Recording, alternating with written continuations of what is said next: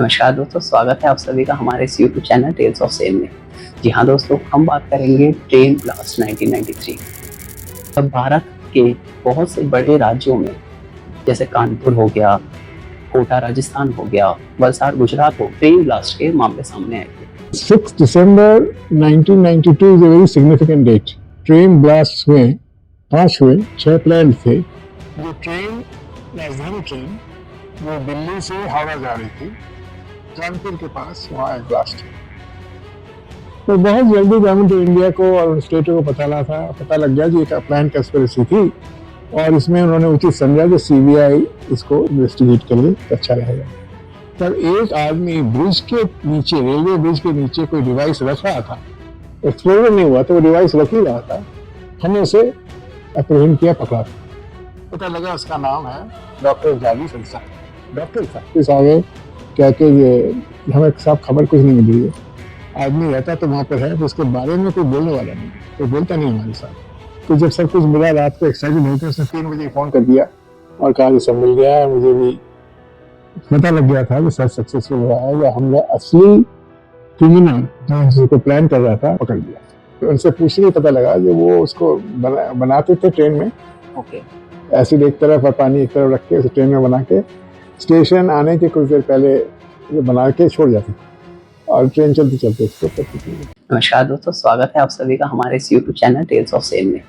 दोस्तों, किसी भी स्टेट के लिए उसकी सबसे पहली इन्वेस्टिगेटिव बॉडी एक पुलिस होती है, लेकिन कुछ केसेस में हमारी स्टेट पुलिस को भी नाकामी का सामना करना पड़ता है। आज हम बात करेंगे इसी से जुड़े हुए एक बहुत ही इंटरेस्टिंग केस के बारे में। जी हाँ दोस्तों, हम बात करेंगे ट्रेन ब्लास्ट 1993। दोस्तों, हम बात करेंगे 5 दिसंबर 1953 की, जब भारत के बहुत से बड़े राज्यों में जैसे कानपुर हो गया, कोटा राजस्थान हो गया, वलसाड़ गुजरात हो, ट्रेन ब्लास्ट के मामले सामने आए थे।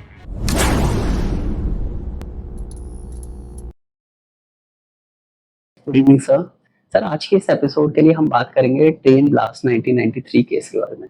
सर, ये जो केस है ये हुआ 5 दिसंबर 1993 को। सबसे पहले तो सर ये डेट ही काफी सिग्निफिकेंट होती है हमारे दर्शकों के लिए, तो सबसे पहले आप इस केस के बारे में बताइए एंड जो ये तारीख है इसका क्या सिग्निफिकेंस है, थोड़ा हमारे व्यूअर्स को इसके बारे में बताइए please. Actually 6 December 1992 is a very significant date. Babri मस्जिद का डिमोलिशन उस तारीख को हुआ था। तो अगर देखा जाए तो ये जो ट्रेन ब्लास्ट हुए, 5 हुए, 6 प्लान थे, वो 5th लेट नाइट से सारे दिन 6 को अर्ली मॉर्निंग से शुरू हो गए थे। The earliest one was at 10:50, 5 तारीख को, जो ट्रेन, राजधानी ट्रेन, वो दिल्ली से हावड़ा जा रही थी, कानपुर के पास वहाँ एक ब्लास्ट हुआ। उसके बाद लगातार होते रहे 6 तारीख में। 6 तारीख में जो 5 बाकी हुए और एक जो नहीं होने दिया गया, वो सारे तारीख के लिए थे। तो कहा जाए कि उन्होंने 6 दिसंबर 1903 जो बाबरी मस्जिद डिमोलिशन से 1 साल बाद डेट थी, प्लान करके किया था, रिमाइंड किया था लोगों को कि आज के दिन बाबरी मस्जिद 1 साल पहले डिमोलिश किया गया था। तो सिग्निफिकेंट है डेट। तो 6 ब्लास्ट प्लान थे, 5 हुए। 5 में से पहला ब्लास्ट कानपुर के पास हुआ, सेकेंड ब्लास्ट भी कानपुर के पास हुआ सुबह। वो 10:50 को हुआ था, वो सुबह हुआ क्योंकि ट्रेन हावड़ा से दिल्ली आ रही थी और वो भी कानपुर के पास ही ब्लास्ट हुआ। उसके बाद लगातार होते रहे। एक राजधानी ट्रेन जो सेंट्रल बॉम्बे से दिल्ली आ रही थी, वो कोटा के पास हुआ। फिर एक फ्लाइंग एक्सप्रेस थी आंध्र प्रदेश का, तो आंध्र प्रदेश से निजामुद्दीन चला था, वहां पर हुआ। एक सूरत से वलसाड जा रही थी, वो भी एक्सप्रेस ट्रेन ही थी, उसके रास्ते में ब्लास्ट हुआ। सब सुबह सुबह हुआ। और एक जो बेंगलुरु कुल्ला एक्सप्रेस में होने वाला था, वो किसी ने देख लिया था पार्सल को और करजत के पास उसे फेंक दिया था। तो वो एक्सप्लोजन बाहर हुआ, ट्रेन में नहीं। और लाइफ, शायद एक ही लाइफ लॉस हुआ था कानपुर राजधानी में, जो शायद जो कलकत्ते से आ रही थी बम्बई में, पुणे कानपुर के पास जिसमें ब्लास्ट हुआ। बाकी में कोई लाइफ लॉस नहीं हुआ था, सिर्फ एक्सप्लोजन हुए थे। और एक्सप्लोसिव डिवाइस भी इम्प्रोवाइज्ड एक्सप्लोसिव डिवाइस था, जिसे कहते हैं आईईडी, कोई सोफिस्टिकेटेड डिवाइस नहीं था। तो ये 5 दिसंबर 1993 में फर्स्ट, और बाकी सब 6 दिसंबर 1993। और आप लोगों को याद होगा कि बाबरी मस्जिद डिमोलिशन 6 दिसंबर 1992 को हुआ था, तो 1 साल के बाद हुआ था। और केस होने के बाद अलग अलग पुलिस स्टेशन में, जिस एरिया में क्राइम हुआ था, जुरिस्डिक्शन जिस एरिया में था, उस पुलिस स्टेशन में केस रजिस्टर हुए। तो बहुत जल्दी गवर्नमेंट ऑफ इंडिया को और स्टेटों को पता लग गया कि एक प्लान कंस्पिरेसी थी, और इसमें उन्होंने उचित समझा कि सीबीआई इसको इन्वेस्टिगेट करे तो अच्छा रहेगा। को ये केस हमने टेक ओवर कर लिया। मेरा स्पेशल टास्क फोर्स मेरे अंदर काम कर रहा था। बॉम्बे ब्लास्ट की तफ्तीश करीब करीब खत्म हो चुकी थी, चल रही थी, ट्रायल चल रहा था, बाकी इन्वेस्टिगेशन हो रहा था। तो हमने मार्च में हुआ था, अक्टूबर में टेक ओवर कर लिया था, और 3-4 महीने में काफी प्रोग्रेस हमारा हो चुका था, और भी होना था। चार्जशीट लग रहे थे एक के बाद एक, पर हम लोग को दूसरा केस मिल गया। इस केस को भी आप ही को सॉल्व करना है। तो मैंने सबसे पहले जो किया, ये मेरी सोच थी कि ऐसे प्लान्ड इंसिडेंट हुए हैं, तो इसमें जबरदस्त प्लानिंग हुई है। विदाउट प्लानिंग एकदम से कोई नहीं कर सकता, तो इसके लिए तैयारी होनी चाहिए। तो मैंने पता लगाया कि ब्लास्ट ऐसे पहले हुए हैं क्या, सिमिलर ब्लास्ट। तो मुझे पता लग गया थोड़ी खोज के बाद, जब बम्बई में और कर्नाटक में ऐसे ब्लास्ट हुए हैं। बम्बई में करीब 40 हुए हैं लास्ट ईयर में, आफ्टर 1992, दिसंबर 1992 के बाद से, और कर्नाटक में वेरियस डिस्ट्रिक्ट्स में 6-7 हुए थे, तो करीब 50 के आसपास ब्लास्ट हुए थे। और मैंने जब पता लगा तो पता लगा कि कोई से भी केस में कोई अरेस्ट नहीं हुआ है, कोई डिटेक्शन नहीं हुआ है। 50 ब्लास्ट केसेस तो रजिस्टर हुए हैं, क्योंकि क्राइम हुए हैं, पर कोई सॉल्व नहीं किया किसी ने, कोई पकड़ा नहीं गया। ये पहली खबर थी। तो मैंने कहा ऐसा तो हो नहीं सकता, कोई इंसिडेंट कहीं पकड़ा तो कोई जा सकता है। तो मैंने पुलिस स्टेशन को अलर्ट किया, सारे पुलिस स्टेशन को, और कहा कि आप खोजिए ये कहाँ ब्लास्ट हुआ और कहाँ कोई पकड़ा गया। फिर नागपुर का एक पुलिस स्टेशन, नासिक या नागपुर का कोई पुलिस स्टेशन ने बताया, जब एक आदमी ब्रिज के नीचे, रेलवे ब्रिज के नीचे कोई डिवाइस रख रहा था, एक्सप्लोजन नहीं हुआ तो वो डिवाइस रख ही रहा था, हमने उसे अप्रहेंड किया, पकड़ा, और फिर उसको बेल मिल गई। मैंने इस केस का क्या हुआ, ये केस में अभी कोई ट्रायल नहीं हुआ है, एविडेंस ज्यादा इकट्ठा नहीं हुआ, वो बेल पर है। क्या नाम था उसका, पता लगा उसका नाम है डॉक्टर जाली संसारी। डॉक्टर था, मेडिकल प्रैक्टिस, कोई मेडिकल कॉलेज से पास किया हुआ स्टूडेंट था, वो डॉक्टरी करता। तो उसका एड्रेस जब पता लगा, तो पता लगा बॉम्बे में एक ग्रीपाडा करके जगह है, मोमिनपुरा के आसपास, जो राधा मुस्लिम डोमिनेट कम्युनिटी रहते हैं वहां पर वो रहता है। तो मैंने अपने ऑफिसर्स में से सिलेक्ट किए किसी को, कहा कि आप पता लगाइए वहां पर उसकी रेपुटेशन कैसी है। तो जो ऑफिसर्स गए वो वापस आ गए कुछ दिन बाद, कह के 28 दिसंबर को वो केस मिला था, उसी से हमने काम शुरू कर दिया था। वापस आ गए कह के ये हमें साहब खबर कुछ नहीं मिल रही है, आदमी रहता तो वहां पर है, तो उसके बारे में कोई बोलने वाला नहीं है, कोई बोलता नहीं हमारे साथ। वो मुस्लिम डोमिनेटेड एरिया है, हम लोगों को पहचान गए हैं, शायद सस्पेक्ट भी कर रहे हैं, पुलिस वाले हैं, हमारे से कोई बात नहीं करने वाला। तो फिर मैंने, मेरी टीम ने मुस्लिम ऑफिसर्स निकाले, और जो मुस्लिम ऑफिसर्स थे उनको वहां पर भेजा, और वो गए। तो वो जब आए वापस 3-4 दिन बाद, उन्होंने बहुत बड़ी खबर दी, ये एक मुसलमान डॉक्टर है, प्रैक्टिस करता है, बड़े एग्रेसिव व्यूज हैं, बहुत बोल्डली वो, ये जो मुस्लिम्स के खिलाफ डिस्क्रिमिनेशन हो रहा है, मुस्लिम्स पर जो हमला हो रहा है, जो बाबरी मस्जिद डिमोलिशन हुआ है, उसके खिलाफ वो बोलता है, और उसने कोई ग्रुप बनाया है जो ग्रुप इसके बारे में मिलती है और बात भी करती है। तो मैंने उनकी बातों को अलग अलग रिपोर्ट्स लिए, उसके बाद मैंने डिसीजन लिया ऑन द स्पॉट कि इस आदमी को मुझे इन्वेस्टिगेट करना है।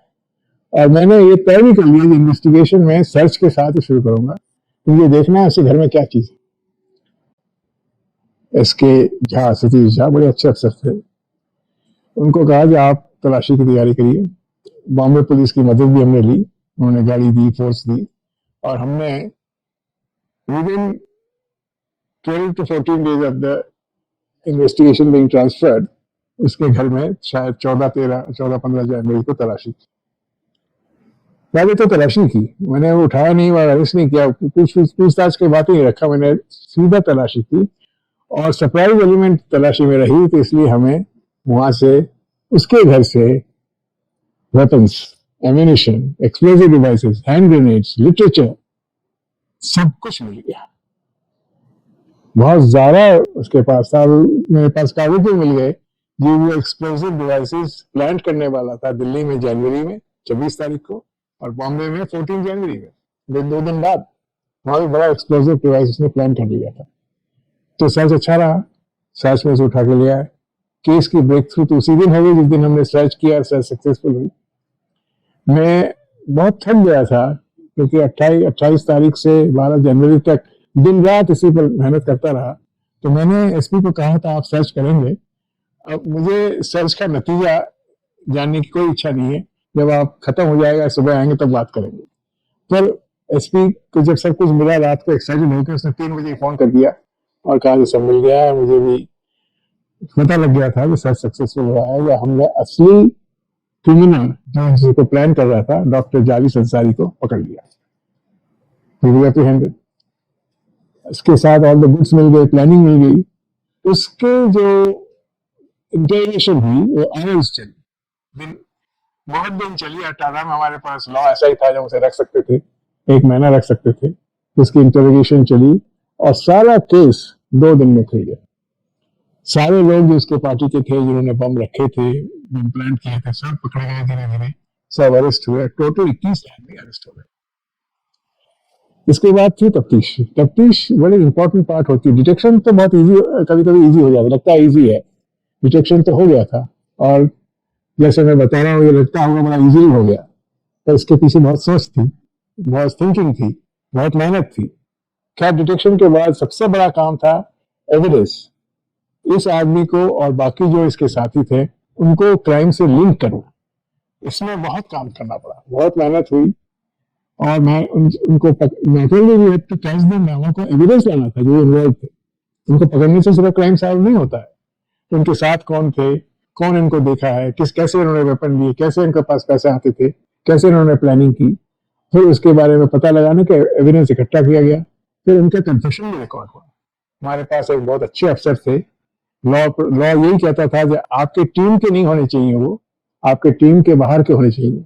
उनका नाम था हरिश्चंद्र सिंह, गुजर गए हैं। बड़े मेहनती अफसर थे, बहुत अच्छे अफसर थे। वो अच्छी हिंदी बोलते थे, अंग्रेजी हिंदी दोनों बोलते थे। तो उनका बयान उनकी भाषा में, हिंदी में उन्होंने बयान दिया, और वो बयान सुप्रीम कोर्ट तक माने गए सच्चे बयान। जितने लोग पकड़े गए 21 के 21, उनका किंग पिन तो डॉक्टर जालिस अंसारी थे, वो भी इंक्लूडेड थे इनमें 21 में। इन सबका चालान हुआ। अब मुझे तय करना था कि कहाँ चालान हो। क्राइम तो जगह जगह हुई, तो मैंने डिसीजन लिया, एक सिंगल कंस्पिरेसी बनाएंगे इसको। और सिंगल कंस्पिरेसी करके मेरे पास ओपन था जो मैं कहीं भी चालान कर सकता था, पर मैंने राजस्थान चूज किया। एक तो मैं खुद जयपुर का रहने वाला हूँ, और जयपुर के ऑफिसर्स मेरी जान पहचान थी। जयपुर में मैं डीआईजी रह चुका था, जयपुर को कोर्ट्स को मैं जानता था, जगह को मैं समझता था। तो मैंने जयपुर टाडा कोर्ट में चार्जशीट दाखिल की। तो अजमेर में इसका ट्रायल हुआ, और ट्रायल लंबा चला। ये इंसिडेंट हुआ 1993 में, और शायद 10-11 साल ट्रायल चला। दोनों कोर्ट में मिले थे, टाडा कोर्ट अजमेर और फिर सुप्रीम कोर्ट में। And this is one case जहां जितने लोगों को हमने पकड़ा, चार्जशीट किया 21 की 21, सारों का कन्विक्शन हुआ, और वो भी लाइफ सेंटेंस हुआ। और शायद अभी तक कुछ लोग जेल में हैं, क्योंकि रियल लाइफ सेंटेंस था। नॉर्मली 14 साल में लाइफ सेंटेंस को रिलीज हो जाते हैं, पर इस केस में कोर्ट ने शायद यही कहा था कि सेंटेंस फॉर लाइफ। बहुत बड़ा कंस्पिरेसी था, और बहुत लोगों की जान जा सकती थी। और इसके बाद इन लोगों को दूसरे केसों का भी ट्रायल हुआ, क्योंकि इन्होंने तो एक नहीं किए थे, 40-50 और भी किए थे। हर केस में उनको मुल्जिम बनाया, हर केस में उनका कन्विक्शन हुआ। तो लंबा ट्रायल। अभी शायद वो शायद क्यों अभी वो अक्यूज्ड कोर्ट में, बीच में डॉक्टर जालिस अंसारी को पैरोल मिला था, तो वो पैरोल जंप किया था उन्होंने। तो अखबार में सबने पढ़ा होगा, doctor bomb has jumped parole. तो वो पकड़े गए, और उसके बाद उनको फिर दोबारा जेल भेज दिया। अजमेर में जेल में। सर, पब्लिक प्लेसेस में या पब्लिक ट्रांसपोर्ट में काफ़ी सिक्योरिटी होती है, चेकिंग होती है। तो जैसा आप बता रहे हो कि वहाँ पे वो लंच बॉक्सेस में बॉम्ब, नहीं, वो चेकिंग तो करते हैं ना, कोई उतर जाने के बाद वो कुछ छोड़ गया है कि नहीं। ओके। अभी तक इंडिया में सुसाइड बॉम्बर्स नहीं आए। अगर सुसाइड बॉम्बर्स आना शुरू कर दें जो मरने Yes. के लिए तैयार है, फिर तो बहुत भयंकर हो। जैसे बहुत कंट्रीज में तो हैं। Right sir. तो सर कैसे होता था, आप थोड़ा बताइए। नहीं, मैंने जो उनसे पूछ के पता लगा, जो वो उसको बनाते थे ट्रेन में। ओके। एसिड एक तरफ और पानी एक तरफ रख के उसे ट्रेन में बना के स्टेशन आने के कुछ देर पहले बना के छोड़ जाते थे, और ट्रेन चलते चलते एक्सप्लोर करती थी वो। तो मतलब वो किस वाटर से एसिड का रिएक्शन होके देन एक्सप्लोर करेगा। एक्सप्लोड करता था। और लकीली डेथ्स ज़्यादा नहीं हुए थे, क्योंकि एक्सप्लोजन जो होता था, ये जो 40-50 एक्सप्लोजन हुए थे उससे कोई मरा नहीं था, क्योंकि वो मारना उनका काम नहीं था, उनको एक रकस क्रिएट करने का था। पर इसमें मर गए थे कानपुर वाले से, इसलिए लाइफ टाइम इम्प्रिजनमेंट हुई। तो guys that was the case of train blast 1993। इसमें सर ने एक बहुत ही इंपॉर्टेंट चीज बताई कि police officer should more focus on the compilation of evidence which was the process of investigation rather than we focus on the detection only. Detection तो करना ही है, without detection you can not, but detection is not efficient, not sufficient. Detection you have to detect, but then evidence collection is another part of which cannot be separated. Right. Senior police officers get involved in detection तक खूब interest लेते हैं। I was advisor to AG, so I knew DCP would take a lot of interest in detection. इसके बाद छोड़ देते थे। और वो फिर आईओ पर प्रेशर इतना था दूसरे कामों का, जो इंटरेस्ट ही देता, इंटरेस्ट डेवलप नहीं हो पाता। So guys, that was all about the case. So thank you so much for watching. Don't forget to hit the like button and subscribe our YouTube channel. Thank you so much.